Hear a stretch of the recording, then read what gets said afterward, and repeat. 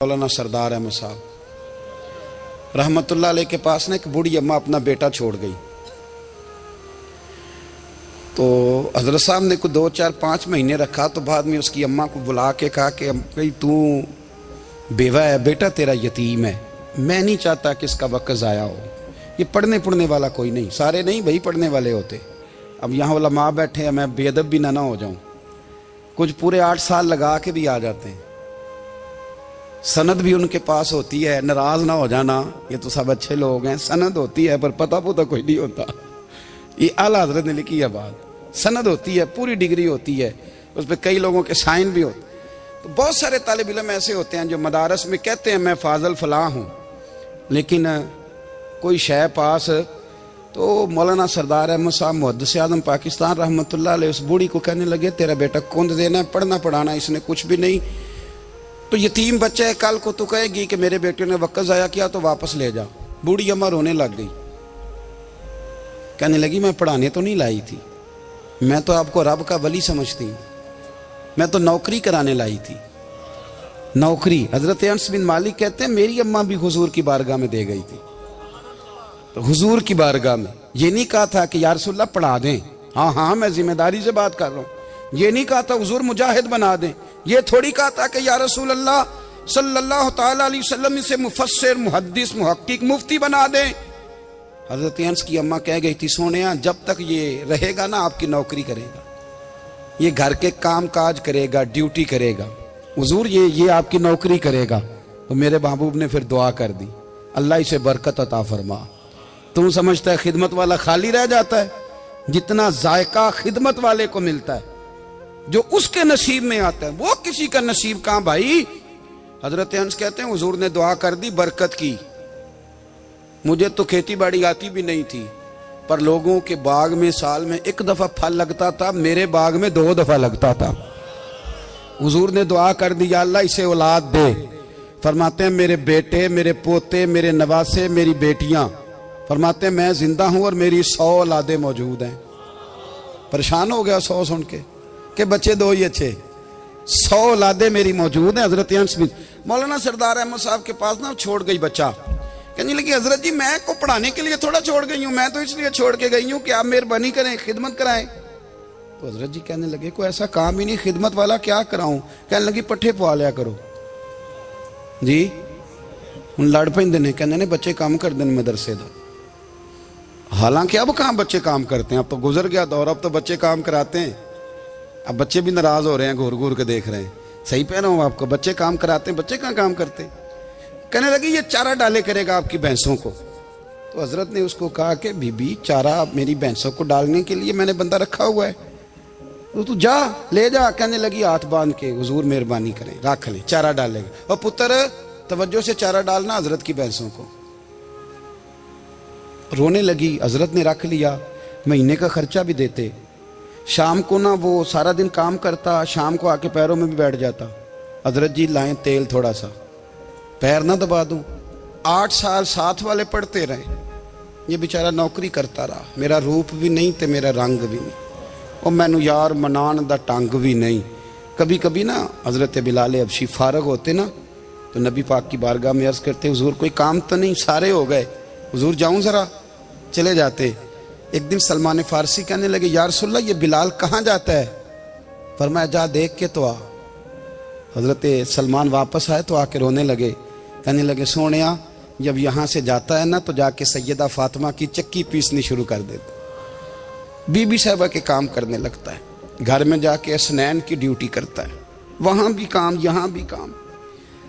वो चारा डालता रहा, उसने चारा डाला। हजरत मुहद्दिस आज़म की भैंसों को दस्तारे फजीलत का वक्त आ गया, सारे पगड़ियां सजा के आ गए, आज दस्तार होगी। ये ना पीछे होके बैठ गया, चूंकि पढ़ा ही नहीं था तो दस्तार का है कि दस्तार तो उसकी जो पढ़ेगा, हमने तो पढ़ा ही नहीं, हमने तो यार पढ़ा, घर पढ़ा, ड्यूटी करी। हजरत मुहद्दिस आज़म रहमतुल्लाह अलैह के यहाँ जब ऐलान होने लगा ना कि अब दस्तार होगी, तो हजरत ने पहला ऐलान उसका फरमाया। तो मजा वाला बंदा कपड़े भी कदी कदी बदलता है ना, वो कहता है जिस हाल में भी था मैं पलट के देखने लगा कि पढ़ा पढ़ाया तो है, कोई शय नहीं। तो ये माजरा क्या है। पीछे से उठ के आए, तो तो कहते हैं बाकियों की दस्तार किसी आलिम ने की, किसी सूफी ने की, लेकिन ये भैंसों को चारा डालने वाला जब आया तो मुहद्दिस आदम ने फरमाया पगड़ी के बाल को कोई हाथ ना लगाए, ये सारी दस्तार मैंने करनी है। और फरमाते हैं हजरत बाल भी देते जाते थे और आंसू भी बहाते जाते थे, माथा भी चूमते थे और फरमाते थे दस्तार के बाद चला तो नहीं जाएगा यार, मुझे तो इबादत भी नहीं रह गई, मुझे तो चाबियों को भी नहीं पता कौन सी कहाँ रहती है, जाएगा तो नहीं तू? तो रो पड़ा, कहने लगा सोने जाए तो वो जिसके पल्ले कुछ है हो, आता जाता तो है कुछ नहीं, मुझे किसने रखना है, मैंने कहाँ जाना है, इधर कहाँ तो इधर ही रहूंगा।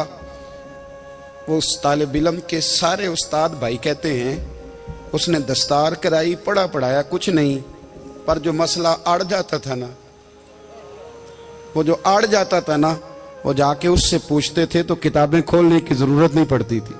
मौलाना अमजद अली साहब आजमी रहमतुल्लाह अलैह फरमाते हैं यकदम आला हजरत का दरवाजा खुला, ये भी मेरे आला हजरत की जिंदगी है, इसे भी देखो, यकदम दरवाजा खुला तो बूढ़े इमाम के पैरों में जूता कोई नहीं और आला हजरत सर पट दौड़े। मैं करीब गया, मैंने कहा हुजूर मैं सदके जाऊं, कहां जा रहे हो? कहने लगे किसी ने बताया मेरा मुर्शद का बेटा रेलवे स्टेशन से गुजरने वाला है, अमजद अली देर न कर यार, कहीं शहजादा नाराज ना हो जाए, मेरे मुर्शद का बेटा, मेरे शेख का पोता, यार जरा जल्दी कर। कहते हैं आला हजरत दौड़े रेलवे स्टेशन पे, उन्हें अगर फतवे लिखने आते थे किल के रजा है खंजरे खूंखार बरकबार, तो वो ये भी कहा करते थे कैसे आकाओं का बंदा हूं रजा, बोल बाले मेरी सरकारों के। दौड़े गए रेलवे स्टेशन पे और बूढ़े शेख सदरुल शरिया कहते हैं मैंने कहा हुजूर मैं ना चला जाऊं? कहने लगे ना पुत्र, मैंने बड़ा नमक खाया उस घर का, मैंने बड़ी नौकरी करी है, मेरी अपनी ड्यूटी है, तुम्हारी तो नहीं ना। मेरे शेख फरमाते रेलवे स्टेशन पे हजरत खड़े हैं तो एक मुसाफिर उतरता, उसके करीब जाते अदब से सलाम लेते तो कहते मारेरा शरीफ से तो नहीं कोई आया? कहते वो मुसाफिर गुजर जाता, दूसरा आता तो फिर करीब जाते, कहते वो उसके आस्थाने से तो नहीं आए, उधर से तो नहीं कोई आया। कहते सारे गुजर गए, जिन मुसाफिरों ने उतरना था उतर गए, ट्रेन चल पड़ी। तो मैंने कहा हुजूर किसी ने आपको गलत इत्तला दी थी, शहजादे तो आए नहीं। कहने लगे यार इत्तला गलत थी या ठीक थी, पर यहाँ तक आने का मजा बड़ा है। आप समझ सकते हैं आला हजरत के दो बेटे हैं, हुज्जतुल इस्लाम मौलाना हामिद रजा खान साहब और मुफ्ती आज़म आलम इस्लाम, दोनों शहजादे इतने बड़े शहजादे थे कि दोनों अपने अपने वक्त के सबसे बड़े मुफ्ती हुए। ये भी तो मेरे आला हजरत है ना, इसको भी तो जरा समझो ना। खुशकी और फिर खुशकी और फिर खुशकी। एक दिन पीर साहब ने कहा, नूरी मियाँ साहब, कि अहमद रजा यार वो भैंसें रखी हुई हैं तो उनको ना गीदड़ आके तंग करते हैं, तो दो कुत्ते मिल जाए ना कभी, तो चलो रात को पहरेदारी करेंगे, दो कुत्ते मिल जाएं। मैं अक्सर सोचता हूँ कि आला हजरत तो आलिम थे, उनका कुत्तों से क्या लेना देना। हजरत जी आपने कुत्तों की बात करनी थी तो किसी दुनियादार से करते, दो कुत्ते मिल जाएं तो जरा जानवरों की देखभाल करेंगे। फरमाया हुजूर सवेरे ही आ जाएंगे। भाई आपका तो ये शुगर ही नहीं, तो आप कहां से लाएंगे? दिन चढ़ा तो दोनों बेटों के गले में रस्सियां डाली। आला हजरत को सिर्फ आप फतवे की रोशनी में देखते हैं, आपको उस शख्स के दर्द का नहीं पता, उसके जायके का नहीं पता, वो किस स्टेज का आदमी है, स्टेटस क्या है तरीकत में, शरीयत में, इश्क में। दोनों शहजादों के गलों में रस्सियां और पकड़ा हुआ है। तो नूरी मियाँ साहब कहते हैं मैं चारपाई पे बैठा था तो नीचे बिठाल दिए दोनों बच्चे। मैं उठ के खड़ा हो गया, मैंने कहा मौलाना ये क्या? कहने लगे हुजूर ड्यूटी भी करेंगे और रोटी भी नहीं मांगेंगे।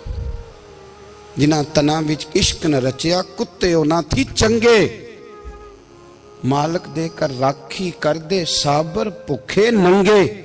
किधर गया ज़ौक़, किधर गया वो दर्द? और फिर जब बारी आई रसूलुल्लाह के प्यार की, जब बारी आई नबी पाक की मोहब्बत की, तो फिर फाजिल बरेलवी का कद अगर लिखने में कमाल है ना, तो तो महबूब के प्यार करने में भी कमाल है। उन्होंने ना सारी जिंदगी, यानी सारी जिंदगी ये कह के गुजार दी कि इश्क तेरे सदके जलने से छुटे सस्ते, जो आग बुझा देगी वो आग लगाई है। एक सैयद साहब थे, मकान बन रहा था आला हजरत का, तो सामने ना बिल्कुल लाइब्रेरी थी। तो जब मकान बन रहा होता है तो तब सारे मिस्त्री मजदूर अंदर ही होते हैं, तो सबका आना जाना था, सब लोग आते जाते थे बिला झिझक। तो वो सैयद साहब भी एक दिन आ गए, सामने लाइब्रेरी में मिले, फिर चले गए। कुछ दिनों के बाद घर मुकम्मल हो गया, अब औरतें भी आ गईं। तो शाह जी को पता नहीं था, वो पुराना माहौल समझ के ना, मौलाना ज़फ़रुद्दीन बिहारी कहते हैं पुराना ही माहौल समझ के तो अंदर आ गए। और जैसे ही अंदर दाखिल हुए, सामने घर की औरतें देखी, तो शाह जी माजरत माजरत माजरत करते परेशान हो गए। और फिर जब दोबारा पलटने लगे तो आला हजरत दौड़ के गए, हाथ चूमे, कहने लगे शाह जी आपको तो पता नहीं था, और आप मेहरबानी करें ये माजरत वाला लफ्ज़ वापस लें, ये मेरे घर की औरतें नहीं, ये तो सैयदों की बांदियां हैं, ये तो नौकरानी हैं, तो आप मेहरबानी करें, ये अंदाज आपका जो है ये दुरुस्त नहीं, आप मेहरबानी में अंदर आए। और फिर सारे खानदान को लेके पर्दे के पीछे खड़ा किया और कहने लगे शाह जी को गलती लग गई, उन्होंने हमसे माजरत की, अब हम सारे मिलके उनसे माजरत करेंगे, इसलिए कि ये रसूलुल्लाह का खानदान। यार थोड़ा बहुत 2-4 लफ्ज जिस बंदे को आ जाए ना, 2-4 लफ्ज, मैं जाती तौर पे ना, आपको पता है मैं तो नात खानों से तो हमारी बनती नहीं, बहुत सारे नात खान तो हमें वैसे ही नहीं। मैं कहता हूँ नात आने दे जाने का नाम नहीं, नात तो कलाम का नाम है। किसी बुजुर्ग की बात पढ़ो, कुछ मतलब उसमें कुछ ज़ौक़ हो, कुछ दर्द हो, ये क्या बात हुई जो आजकल काम शुरू है। लेकिन आपको पता है हम नात खां की भी इज्जत करते हैं। मैं जिस नात खां से नात सुनता हूँ, मैं दिल की कल्ब की गहराई से उसका हया करता हूँ, मैं इकराम करता हूँ, अल्लाह जानता है, मैं एहसास देता हूँ, इसलिए कि मैं समझता हूँ ये जब बोलता है ना तो मुझे मदीने वाले की याद आती है, ये नबी करीम की याद दिलाता है, तो इसका एहसास है। आला हजरत फाजिल बरेलवी रहमतुल्लाह ताला अलैह ने नबी करीम से मोहब्बत की और हुजूर सैयद आलम सल्लल्लाहु अलैहि वसल्लम से ताल्लुक़ रखने वाली हर शय से मोहब्बत की। उन्होंने अपने ज़ौक़ को कभी फीका नहीं पड़ने दिया। सारी ज़िंदगी रसूलुल्लाह सल्लल्लाहु अलैहि वसल्लम का प्यार। थोड़े 2-4 लफ्ज़ मेरी तरह किसी शख्स को आ जाएं तो वो अदब अदाब के दायरों से निकल जाता है। वो हर चीज़ को किलो काल के जायके में रखता है। इसलिए मुल्ला रूमी फरमाया करते थे, सेठ आदमी होना जेब में पैसे हो तो उसका पीर कोई नहीं होता। अगर कोई ओहदा मिल जाए, बंदा किसी दर्जे पे पहुंच जाए, तो उस बंदे का भी मुर्शद है। और अगर 4 लफ्ज़ पढ़ जाए तो अक्सर मेरी तरह के बंदे खलीफे होते हैं, मुरीद नहीं होते। नाराज तो नहीं हो गए आप लोग? मेरी तरह के लोग ना खलीफे होते हैं, बताते हैं 14 जगह का खलीफा हूं, तो सवाल ये है कि गुलाम किसका है? मेरी खिलाफ थे। ओ खुदा के बंदे, गुलामी असल चीज है। आला हजरत फाजिल बरेलवी रहमतुल्लाह ताला अलैह ना लोगों से पूछते, जब कोई मदीने से आता, मक्के से आता, हज करके आता, तो पूछते मदीने गए थे? सदर शरिया रहमतुल्लाह अलैह फरमाते हैं, किसी ने कान में आके कहा हुजूर वो मोची हज करके आया। पक्की बात है हुजूर? हाँ। फरमाया चलो चलें। हजरत जी वो लिखना नहीं, तो मैं आके देखते हैं। हजरत मेहमान, ओए आके देखते हैं। कहते दौड़ने लगे, वो जूते गांठ रहा था। जाके पूछा हज करके आए हो? कहा हाँ, मदीना शरीफ गए थे। वो जिस बंदे के पास लोग तारीखें लेने जाएं तो टाइम ना मिले, भाई आज मदीने गए थे? कहने लगा जी बड़ा करम किया सरकार ने, मैं तो 1.5 महीना रह के आया हूं। कहते हैं जुब्बा कहीं, पगड़ी कहीं, कलम कहीं, शागिर्द कहीं, मुरीद कहीं, और अंदर नहीं, हुजरे के अंदर छुप के किसी की तादीम नहीं, चौक में मोची जूते गांठने वाला दुनिया देख रही है। आला हजरत झुके और मोची के पैर चूमने शुरू कर दिए। लोग पकड़ दें, हुजूर ये क्या? वो भी पैर करने लगे, पीछे हट जाओ। ये वो कदम है जो मेरे मुस्तफा करीम के दरे दौलत से होके आए।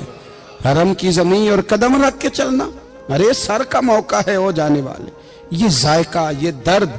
तो आला हजरत ने ना ज़ौक़ वाली जिंदगी गुजारी, अदब वाली जिंदगी गुजारी, प्रेम वाला वक्त गुजारा, इश्क वाला वक्त गुजारा। हजरत बिलाल हबशी कभी सिपा सालार बने थे किसी जंग में, किसी सूबे के गवर्नर बने हो? बोलो तो सही यार। उनका तारुफ क्या था? नबी करीम के गुलाम। हुजूर के ना जो जाती मामलात थे ना, 20 अंसारी नौजवान थे जो हर वक्त नबी पाक के पास खड़े रहते थे कि हुजूर को हुक्म करें।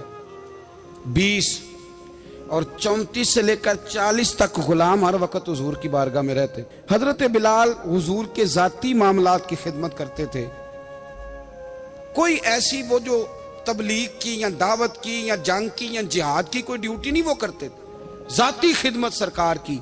हजरत उमर फारूक वो शख्स हैं कि जिन्होंने कभी किसी बंदे को खातर में नहीं लाए वो, लेकिन जब हजरत बिलाल आते थे ना तो जनाब उमर उठ के खड़े होते थे, कुर्सी छोड़ते थे और फिर एक नारा लगाते थे, कहते थे या बिलाल अंता सैयदुना, बिलाल तू हमारा सरदार है यार, तू हमारा। यानी इश्क का ज़ौक पूरा करना उन्हें भी आता था। इसलिए मेरा मशवरा है, मेरी राय है, और जो मेरा हुक्म मानने वाले हैं उनके लिए मेरा हुक्म है कि ज़ौक ना कभी भी ख़राब करना, कभी भी ना ज़ौक ना ख़राब करना, अपना लुत्फ़। मैंने कई दफ़ा, मैं पहली दफ़ा मदीना शरीफ हाज़िर हुआ तो एक बाबा जी मेरे आगे आगे थे, तो उनको ना धक्के मार रहा था। वो सामने खड़े होते हैं ना, अल्लाह खैर फरमाए, अपनी अपनी ड्यूटियां ना, उनकी भी एक ड्यूटी है ना जी। तो वो धक्के मार रहा था तो बाबा उसे कह रहा था तेरी खैर होवे पहरेदारा, रोजे दी जाली चुम लैन दे। उन्हें फिर धक्का मारिया तो फिर उन्हें कहता तेरी खैर होवे पहरेदारा। मैंने, वो बिल्कुल अनपढ़ बाबा जी थे पर मुझे उन्होंने बहुत बड़ी बात समझा दी, मैंने उनसे बड़ा सीखा, मिंबर पे जिक्र कर रहा हूं। वो तीसरी दफा फिर धक्का मारा, तेरी खैर होवे पहरेदारा, रोजे दी जाली। तो बाबा जी बाहर निकल आए तो मैं भी पीछे निकल आया। तो मैंने कहा बाबा जी यहाँ कुछ इन्होंने बांग्लादेशी और हिंदुस्तानी भी रखे हुए हैं, पर ये तो अरबी था खालस। उन्होंने कदों ਤੁਹਾਡੀ भी समझ आती सी, ਤੁਸੀਂ पंजाबी का शेर सुनाई जा रहे हो। कहते पुत्र मैनू भी पता है उन्होंने नहीं समझ आ रही, पर मैं तो अपना रांझा पै राजी करता सा। मैनू पता है उन्होंने कहा ओ यार असी रांझा भी तो राजी करना है कि नहीं, कि सारी जिंदगी किलो काल के झगड़े में पड़े रहना है। ऐ इश्क तेरे सदके जलने से छुटे सस्ते, जो आग बुझा देगी वो। और एक जगह पे आला हजरत कहते हैं जान दे दी वादा दीदार पर, हमने जान दे दी। हाँ, खाली उसने वादा किया था कि आऊंगा, आया नहीं था, पर जान हमने पहले दे दी। तो इसलिए ना ज़ौक, शौक, प्यार, वारफ्तगी, मोहब्बत असातिज़ा के लिए, बुजुर्गों के लिए, उलमा के लिए, मशाइख के लिए, बड़ों के लिए ना ज़ौक ना कभी ख़राब होने पाए। अल्लाह आपको सलामत रखे। और कुछ दुआएं मैंने दे दी हैं, कुछ अल्लाह जानता है मेरे दिल में हैं, वो मैं देता रहता हूँ। अल्लाह आपको हमेशा शाद व आबाद फरमाए।